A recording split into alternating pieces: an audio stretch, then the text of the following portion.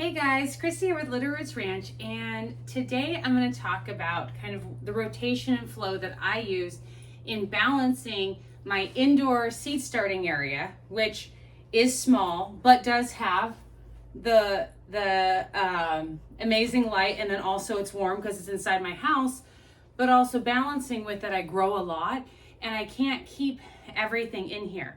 And so I want to show you kind of the system that I've worked out as far as making it work. So first off, I want to give an update. You remember a couple of videos back where I started all of the onions, chives, leeks, and then some herbs. So I'll give you a quick update on those, and then I'll talk about where these are going, what's going in its place, and what goes after. So hold on just a moment. Okay, so there I've got all my sage looking good, and I've got thyme and yarrow. Those are my herbs, and then also some oregano there. The seeds were so tiny, and so I was trying to place them, and then this whole like third I just couldn't get because I couldn't see them and I ran out, so whoops. And then those are my chives. And again, I planted all the allium or onion, leek, chive family. I did a bulk planting, so they're all together, and I'll actually separate them out when I transplant. And so down there are the onions and leeks, and a couple weeds that must have come with the potting soil. I still need to pull those. Luckily, it's easy to tell what are onion family and what are not. You can see it looks like a thick mat of grass, except for I add some little bit smaller planting of the items in the front. Okay, so those are all the things that I've already started. And so just to give an idea of my setup, obviously this is my indoor seed starting area. It is in my living room. My family loves it, of course. Joke. But then I also have the greenhouse, an unheated greenhouse, by the way, or high tunnel, or I guess people call it different things, but I always call it a greenhouse. And then of course I've got outside planting areas, and that's kind of what I use. And so for early starts, I kind of use the same rotation. So I start my onions, or allium family, leeks, chives, all that stuff. And so what I'm going to be doing today is taking all of these trays, and I'm going to move them to my greenhouse, where it's really warm during the day, and then it's the same temperature as outside. It'll slow the growth a little bit, of course, because plants grow best when it's warm, but I just simply don't have enough room to leave these in here to allow them to keep growing in size. Because after these go out, then, and this is really exciting, then I'm going to be starting my brassicas. And those include my cauliflowers, my kales, my Swiss chards, my, though that's not a brassica, my, what can I think of anything? So cauliflower, broccoli, cabbage, Chinese cabbage, some of my Asian greens. Just basically, I grow a lot in the brassica family, and so that's what will be then filling up all of these shelves.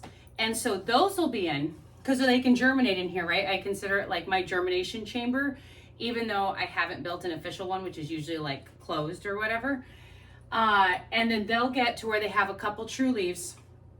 Quick note on that, when seedlings first come out, they have what's called cotyledon leaves, which are like, they usually don't look anything like the actual leaves that the plant has. And so those are the primary, those are built in with the seed. But the first true leaves are actually the second set of leaves, if that makes sense. And those usually always resemble what the actual plant is going to look like. But once my brassicas, again, the collards and cauliflower, broccoli, cabbage, all that stuff, starts getting first leaves, or even a little bit after, then I'll do the same thing. These onions will still be out there growing a little bit more before I transplant them into the ground. The brassicas will join them. Again, it slows growth a little bit, but I have to work within my space constraints. And then, I get so excited. Then in here, I'm doing the tomatoes, the peppers, and eggplant. And I mean, there's other stuff too that's kind of just like a description, and I'll do videos on all of those things, but that's really exciting. And then after that is when I do like my absolute heat loving things that hate to be transplanted. And that's anything in the cucurbiaceae family, which is your squashes and cucumbers. Those ones you do not want to leave in a in like a tray or a soil block, or what. They do not like their roots disturbed.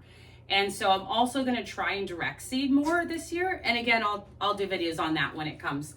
But anyway, so just to quickly recap, onions are in and growing great. So they've earned themselves a place out in my greenhouse.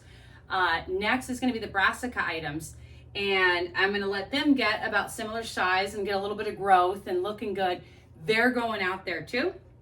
And then it'll be tomatoes, peppers, eggplant time, and then followed up with like squashes, pumpkins, things like that.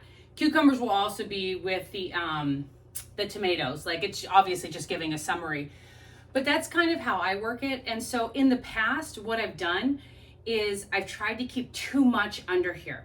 And what happens is everything ends up light starved, because what I've done is like put boxes like out here in the front, like where I'm at. And I'm like, oh, okay, there's like, because there's still, you can see my pants, there's like light on them. I'm like, oh, that's gonna be fine. But it really isn't, because obviously, this is man-made light. And even though it's excellent, and obviously you can see some of them I've got propped up depending on like, whatever. I just lowered this one, the sage actually, but it's not the sunlight, and it's not the same. And so that's kind of a trade-off. And then the greenhouse is obviously real sunlight, but I do lose a little bit of a percentage, like I think it's like 5-6% like of the UV rays going through the plastic. And so that just happens. But yeah, so that's kind of my rotation. Another fun thing that I am doing this weekend is I did clean up the old tomato bed, and I'm gonna have garlic going into that and doing a spring garlic run. I haven't done that in a while, but I have so much garlic, and so I'm gonna go ahead and get that planted. So spring planted garlic is, ideally you wanna plant it in the fall. It'll get larger and mature faster, absolutely. But if you missed that like window, or you're just getting it into now and you're like, I really want to plant garlic, like you can still do it. Like in gardening, the cool thing is you can always do anything that, the dog's going crazy, anything that you want. It's just extra care that may be needed, or extra patience or something like that. So spring planted garlic will be a hair smaller than fall planted garlic. That's just the way it is. And you might be harvesting it like 1 to 3 weeks after when you would have harvested your fall planted garlic. But at the end of the day, you're growing your own garlic. You know what went into it, what implements, or if there was chemical use or not, or however, and what a great joy it is to pull out those bulbs and see them, and I love eating the garlic scapes. It's my favorite. But yeah, so anyway, so I will let you guys know about that as well. So that's pretty much, as far as garden wise, what I'm doing. So onions are out, brassicas are in, tomatoes and peppers and eggplant are next, and which that'll be kind of, I think those will be about the beginning of March, about first-ish week of March. And another thing is on the subject of tomatoes, and I know I've mentioned this before, but I think that there's not like one day where you can plant tomatoes, and people will go back and forth on telling you what is the best thing to do. And honestly, a lot of it depends on like your situation. In my personal opinion, I think it's way better to wait a little bit on tomatoes. And I've done that in the past, like as a trial, where I've started tomatoes inside super early and like cared for them. And that was when I was growing smaller scale. And then I've also started some like last minute, because like I just got new seeds or something, and they actually catch up really fast because they grow in that environment. They don't get root bound. They don't get leggy or spindly or any of that stuff. So I know that like, I think especially for new gardeners, there's this huge push to like plant tomatoes like the second it's available. But honestly, I promise sometimes just taking a step back and being like, it's okay, I will get there, especially if you don't have all the setups that that are, you know, conducive to caring for early tomato plants. If you have like your seed starting area and your greenhouse and all that stuff, and you already know what trellis you're using and what kind, and you know all that, of course, do it, do whatever you want. You know, we all have our ways that we've learned about things. But if you're brand new, honestly, like, it's a-okay to just wait a little bit. Like, most people I know start their tomatoes before I start mine. But we don't have a difference in like yield or when they first are producing or things like that. And honestly, I personally think that if you wait a little bit, you're going to have stronger, healthier plants. Stronger, healthier plants are going to put out more tomatoes. And obviously, that's what we all want. Ripen them up quicker, all that stuff. So anyways, I just want to do a really quick video and talk about kind of what I've got going on.